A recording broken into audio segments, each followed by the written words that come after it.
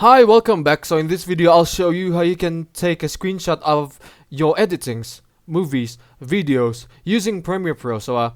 If you're editing something, you want to take a screenshot of some portions of your editing, well, drag the time indicator, or maybe if you have a movie, drag the movie into the timeline and then drag the time indicator, which is this. And then drag the time indicator and make it stop at a frame where you want to take a screenshot of.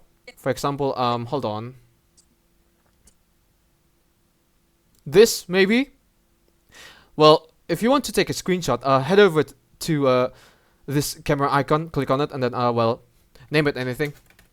Let's say to a man, for example, and then this is the file format that you can choose. JPEG and PNG are the most common ones. The folder where it's going to be stored in. And then if you want the picture to be stored in the project, have the box ticked and then click on OK. Just like this. The image is already in the project now. And then let's check the folder where the image is stored in. So yeah, it's stored now. The image is here. That's how you can take a screenshot in Premiere Pro. Thanks for watching. Do drop a like if you enjoyed the video. Don't forget to subscribe to the channel. But for me, it's good day. Ciao!